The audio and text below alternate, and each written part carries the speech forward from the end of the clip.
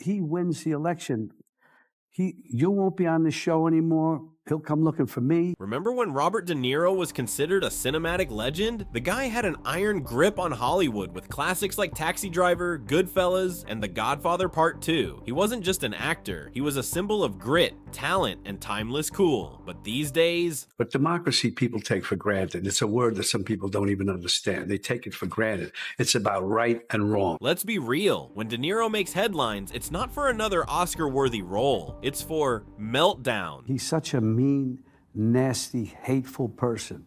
I never play him as an actor. And look, we get it. Celebrities are citizens too. They have opinions. But when Bill Maher, of all people, can leave you speechless with one simple question about Trump, maybe it's time to pause and reevaluate the messaging. What the heck happened to De Niro? And why is he going full scorched earth on Donald Trump with arguments that even high school debaters would side-eye? Here's where it gets interesting. Bill Maher brought up a very simple, yet devastating question. Why is Trump winning? So why is Trump winning? I mean, the New York Times poll this week came out, and maybe this will change it with the State of the Union address, but Trump was beating him rather soundly. It was quite a warning light, 48 to 43, also winning way more among women than he had before, winning outright Latinos.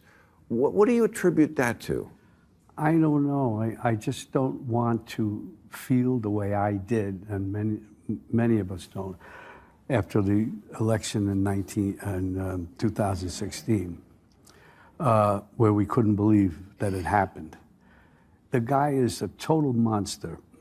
And anybody, I don't understand it. I guess they get behind that kind of logic. They want to with people, screw them, because they're unhappy about something. Instead of asking, why are people turning to Trump again? De Niro and a whole chunk of Hollywood jumped straight to name-calling. He's a mean, nasty, hateful person, he said. A classic bully. Okay, but we've heard this script before, and it didn't exactly work in 2016, or in 2020, or apparently now, if the polling is to be believed. De Niro's entire take boils down to this. Trump equals bad. Therefore, anyone who supports Trump equals bad. No room for nuance. No consideration of why a voter might be looking past Trump's personality in favor of his policies. It's like watching someone shout into a megaphone that's not even plugged in. Loud, emotional, but not really communicating anything. And here's the part that's almost funny. If it weren't so sad. Whoever the people are who want to vote for him, and they look like intelligent people around there, somebody, for some reason, it can't be. It cannot be. If he wins the election, you won't be on the show anymore. He'll come looking for me. There'll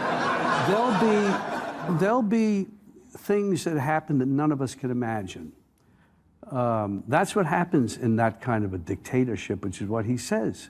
Let's believe him. Take him at his word. De Niro did all of this while he was on a press tour for a movie. Yeah, he wasn't out there doing some civic duty or fighting the good fight. He had a product to push. And what better way to grab headlines than to rant about Trump? It's like weaponized marketing, rage as a publicity tool. Now, let's step back for a second. You don't have to be a Trump fan to recognize the problem here. Whether you like the guy or not, the strategy of screaming dictator over and over hasn't aged well. De Niro literally said that if Trump wins again, people like him will disappear. Shows will be canceled. The government will start hunting down its critics. Okay, Bob, take a breath. Because here we are, nearly 3 months into Trump's second term, and surprise, no dictatorship, no black vans dragging away comedians. Bill Maher still has his show. The internet is still full of anti-Trump content. The media hasn't been silenced. In fact, Trump critics seem louder than ever. So where's this fascist hellscape we were promised? It just doesn't add up. And let's not ignore the irony here. Trump invited Bill Maher to the White House. Yep, a guy who's made a career out of mocking Republicans got a dinner invite. Meanwhile, not one Democrat president ever gave Maher that kind of access, even though he's donated buckets of money and boosted their causes for decades. It's almost like Trump isn't the cartoon villain De Niro's been ranting about. Let's talk more about that quote where De Niro compares Trump to a schoolyard bully. He paints this picture of Trump walking onto the playground with his bully friends, intimidating everyone into obedience.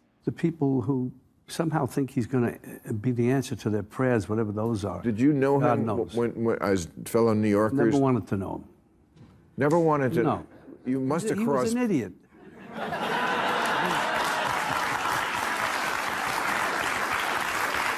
He was a clown. He was a clown in New York. And New Yorkers said, you know, some would go with him, of course, people who work in what he does, some of them. But it's just, he's a classic bully.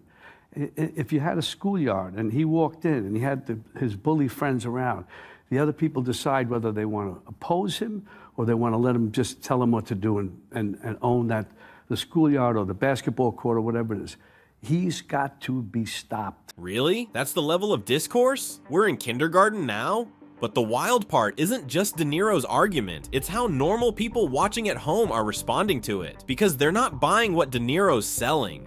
And look, I'm not saying actors can't have political opinions. They're allowed to vote, to speak out, to advocate. But if you're gonna dive into politics, you better bring more than just rage and recycled sound bites. You need to come with facts, ideas, solutions, not just raw emotion. De Niro doesn't get that. He can't even pretend to get it. And so, instead of engaging with voters on policy, he just lashes out. He calls Trump a clown, a criminal, a monster. He says his supporters are brainless. That kind of moral superiority doesn't win heart. And what he says is what it'll be if he becomes president. Do you think our democracy is at risk in this election? I think that it is. I always keep saying democracy is great, of course, but democracy people take for granted. It's a word that some people don't even understand. They take it for granted. It's about right and wrong, period. The guy's a monster. It's beyond wrong.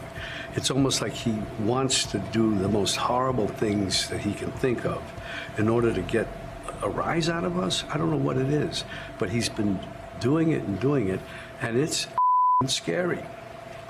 Are you Excuse my French. And here's the cherry on top. De Niro got publicly roasted at his own movie premiere by comedian Jason Scoop doing a Trump impression. Right there on the red carpet, Jason mocked him with brutal jabs, calling him a loser, saying his show would get low ratings, and pretending to forgive him for having a low IQ. Bobby, it's your favorite president. I forgive you, Bobby, for being such a loser about the election. It's not your fault you were born with a low IQ. It's not your fault, Bobby. Believe me. Bobby, your favorite president won. Kamala lost. She lost so strongly. You were wrong. You're a loser. You're a total loser. This show sucks. You're going to get low ratings, Bobby. You're going to get low ratings. Look at that, from raging bull to raging nobody. Such a disgrace. You're such a disgrace, Bobby. It's a horror. And honestly, it was hilarious. Not because we love mockery, but because it showed just how far De Niro's credibility has fallen. From raging bull to raging nobody. Ouch. And if you're wondering how the audience felt, let's just say no one jumped to De Niro's defense. No angry mobs, no widespread outrage. Just a collective shrug, maybe even a chuckle. Because at this point, his tirades have become background noise. And until celebrities like De Niro figure that out, they're gonna keep waking up on election morning completely stunned, wondering why no one listened to them. But now I want to hear from you. Do you think De Niro's rants are helping or hurting the conversation? Are voters tuning out the celebrity noise? And if Trump really is as bad as De Niro says, why do the polls keep trending his way? Drop your thoughts in the comments. I read all of them and genuinely want to know what you think. And hey, if you enjoyed this video, smash that like button, hit subscribe, and share it with a friend who needs a laugh or a wake-up call. Trust me, they'll thank you. Thanks for watching, and I'll see you in the next one.